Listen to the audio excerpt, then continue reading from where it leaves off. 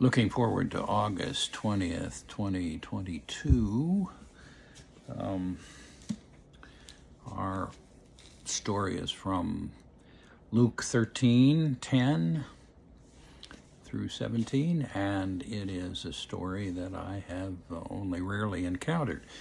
As a rector, I pretty much always took my vacation in August, so I didn't know the August Gospels very well. Which is great, actually. It's fun to really dig into something that you haven't quite seen. This is it's an odd story, really. On the Sabbath day, he was teaching in one of the synagogues, he being Jesus, and it's the Sabbath. So it's a worship service, actually. And so he's teaching from the propers of the day.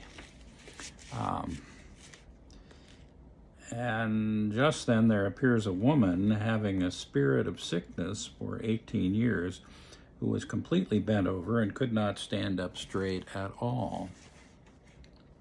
Now, interesting from this point of view, she doesn't say anything to Jesus. We don't know if the population of the synagogue in those days was segregated or not, but probably it was, in which case the women had their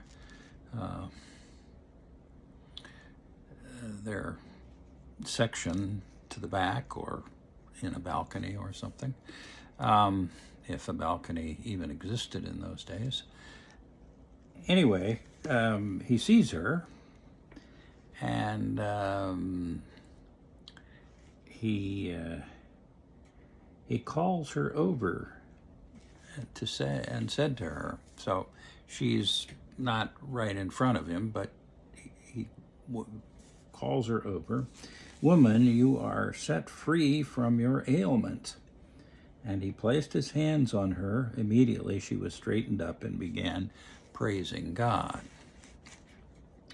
Now, there's some interesting things about this. First of all, this is the only use of a spirit of sickness, is the phrase used. There's no demonic possession here. This is an illness. And Jesus simply calls her forward and heals her. She doesn't even ask for it. It should be noted, of course, that being bent over might have had some implications, meaning that standing up straight was to praise God, and bent over was to be bent over with one's sins or one's disability.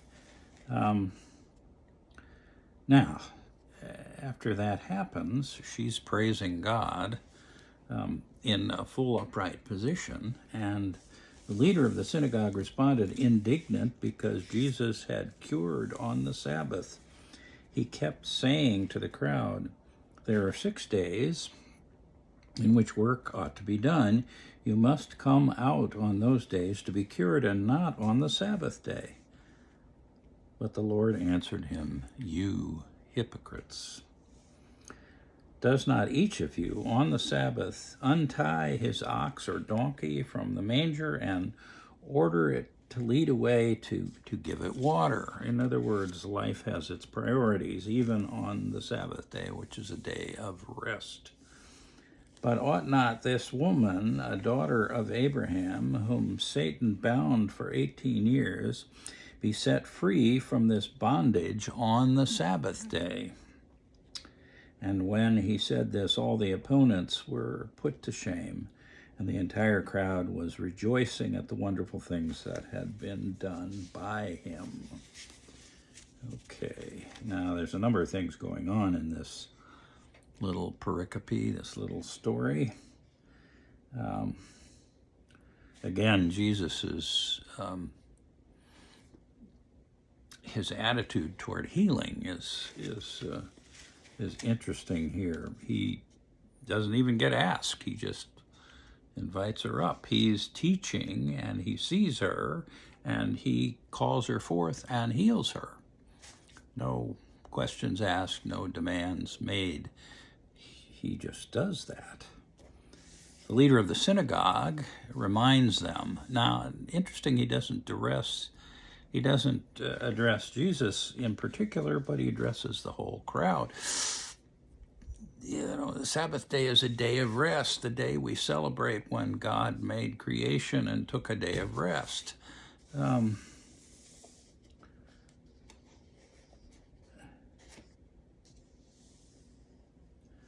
then Jesus reminds them that life has its demands, and one of them is to water your animals, or else they might die. So he's seeing the Sabbath not just as a day of rest, but also as a day of liberation. Now, there are a number of things we can say about this. The two Gospels that are most closely allied with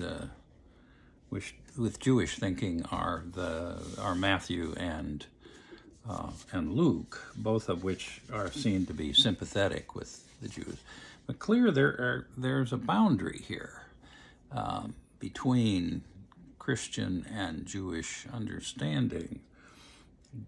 Jesus offers this as a liberating moment for her, reminding everybody of the liberation of the community from Egypt, that God's work is to liberate. And so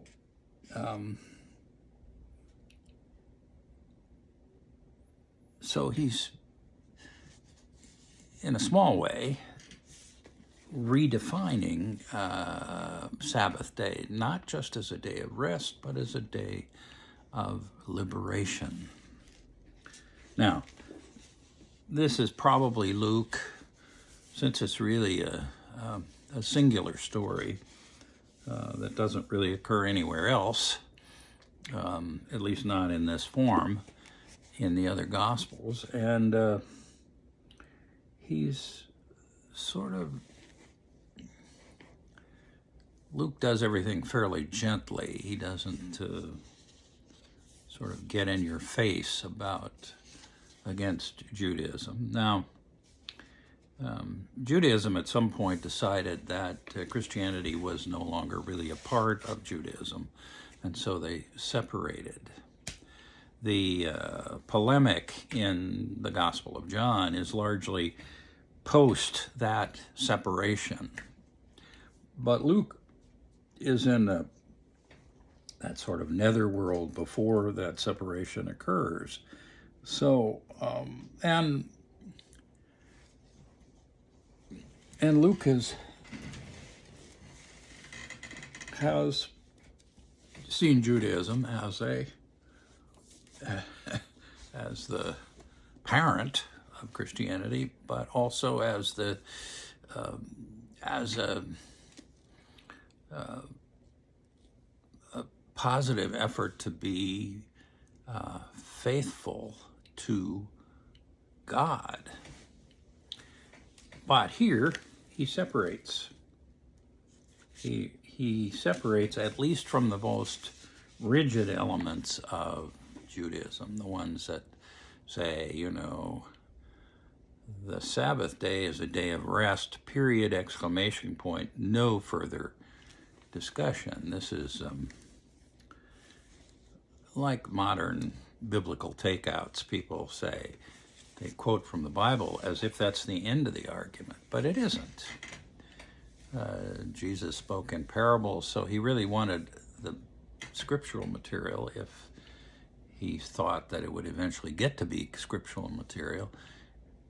He wanted it to be the beginning of the argument. And of course, the nature of Judaism is, while there are 614 laws of Moses, they have all of them been more or less subject to interpretation by various generations. Even Gamaliel, who is mentioned in the in Acts, also written by the same author as Luke,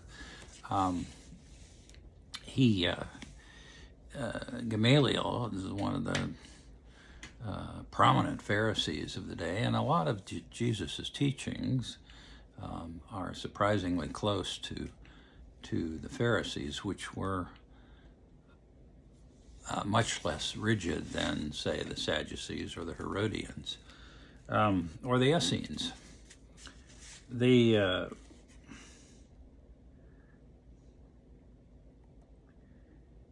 Jesus is just is pictured here liberating this woman from her illness, and it isn't an exorcism. There's not a demon involved. It's a healing, a straightforward healing done by pronouncement and by touching.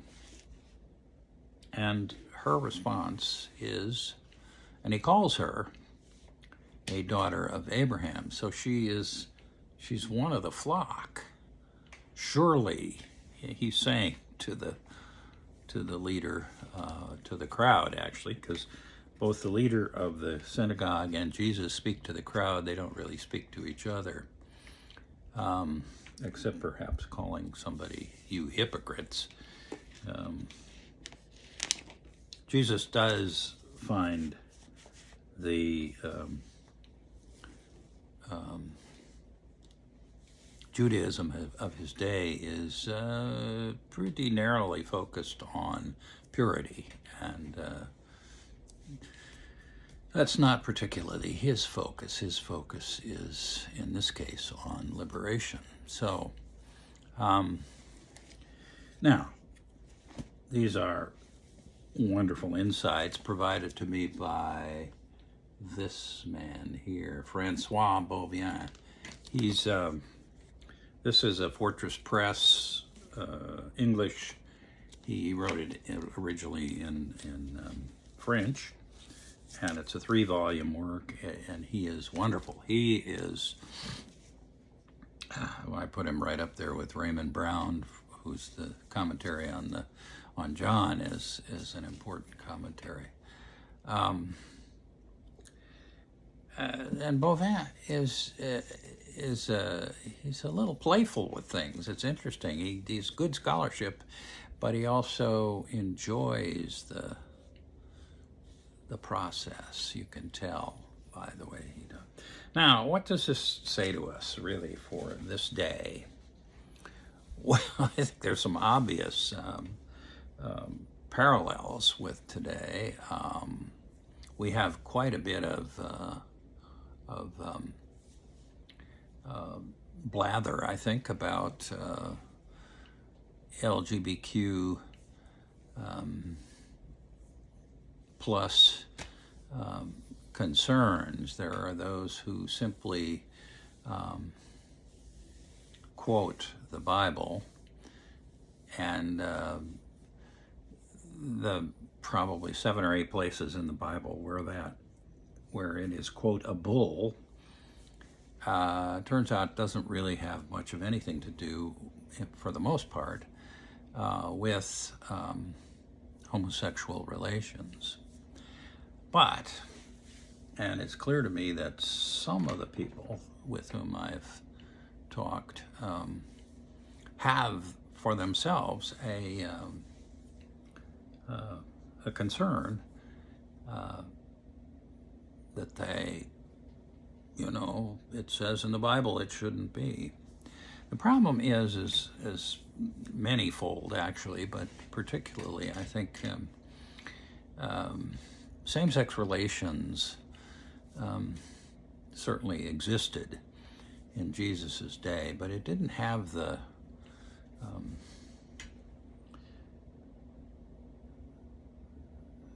sort of institutional understanding that we have nowadays. Now, some people would claim, well, that's just the political ramifications of LGBTQ plus people and their agenda. Well, possibly, but the thing is, we're different people. We have evolved in our understanding, and evolved doesn't necessarily mean we're better. We just have a different position we're coming from. It's been clearly shown that in the RSV versions of the Bible, that the Hebrew translations and Greek translations were used to inject homosexual relations into the pronouncements, which are not there. They just simply aren't in the Hebrew, nor in the Greek particularly. So the passages that people use are, first of all, there are very few of them, and there are many, many, many more passages about love. The story today is about the liberating love of God, even on the Sabbath day, even on the day of rest. Now, I'm hard pressed to think of healing in the context of the way Jesus did it as work, but apparently it was considered work in his day. So that was the way the leader of the synagogue saw it anyway. But work, not particularly the way Jesus does it. A spirit of sickness is cured. And Jesus makes no bones about it being he curing, but God's curing. Now, as we look at today, we see people who use the biblical material to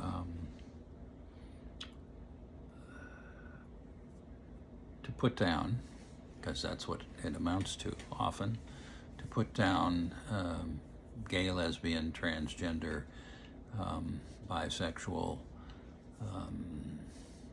and other people who fall in those very, very minority categories of humans, who basically say, no, no, no. That's what the leader of the synagogue is saying. No, no, no. Well, that's coming from a point of view of a fairly sophisticated understanding of the rules.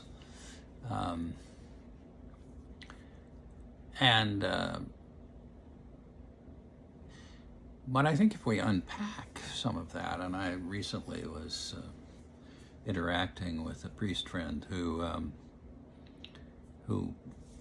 quoted some of these biblical passages against homosexuality, and that person then related to me some experiences that she had from seminary, which were really people inviting her into a same-sex relations, and she was horrified by that. She was annoyed by it. She was not interested, which is her prerogative. And as it turned out, she was not forced into anything. But she does have this sort of biblical justification for her revulsion, if you will. I'm afraid that there's a lot of that. the leader of the synagogue saw this very narrow idea of what the Sabbath was, a day of rest, and Jesus saw it as a liberation, God's liberation, the liberation of the Israelites from Egypt, the liberation of people through the historic community who were liberated. And he's inviting us, particularly Christians, to see the Sabbath as liberation, not only as rest. Now, not that rest is not an important concept, it is. He was not denigrating that concept. They were not mutually exclusive. What he was saying is that it's broader than you think. That's pretty much what's happened, I think, in present day, that as we look at same-sex relations and all of the ancillary experiences, like transgender relations, we see that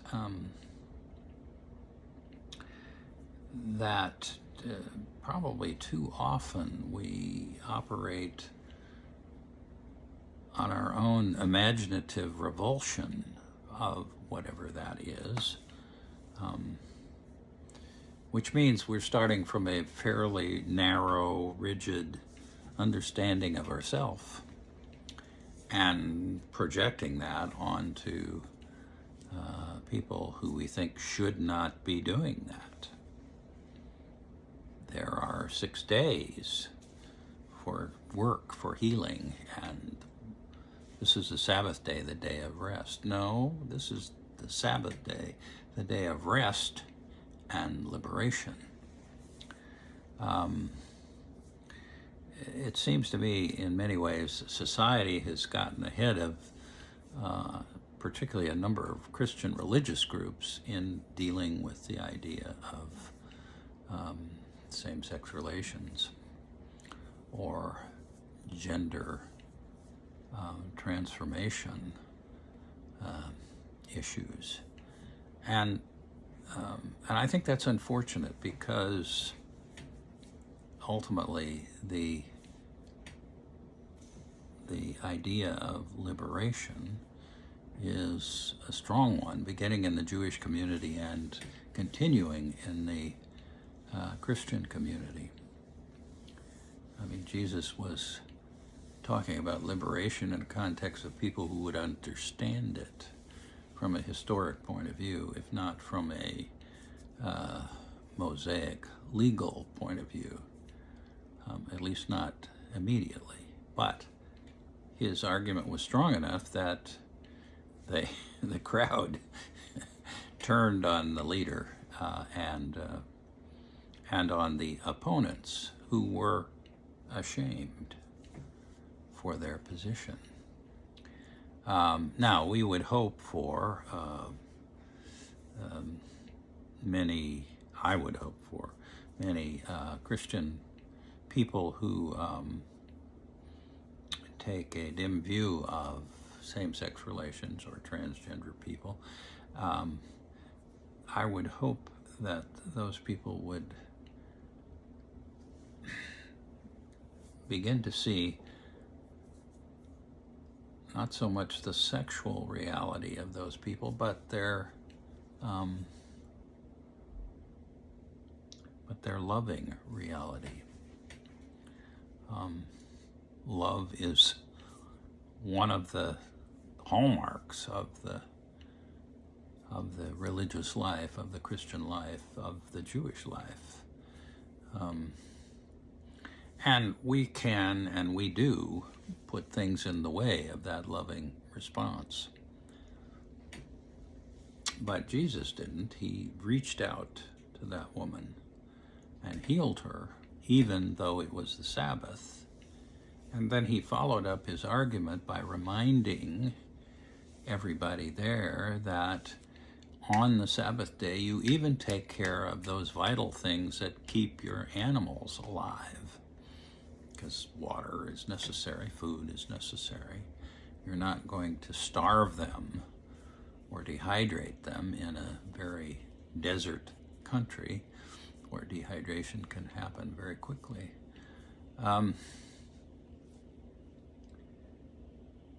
Sure, it's an agricultural example, but the example is for us is not to live by our prejudices, but to understand that the Sabbath is a day of rest and a day of liberation. And we should see that for the first day of the week as well, for our Sunday celebrations are about liberation, not just about the rules that they, although we're fairly hidebound about the rules, we modify when we have to. The COVID restrictions have helped us do that. Well, this is a great story, and I love Movan's enthusiasm about it. There's a lot there to unpack. Luke himself was certainly thought of as someone oriented toward Judaism, but here he makes a clear distinction between Judaism and Christianity by the idea of liberation. Well, have a good week.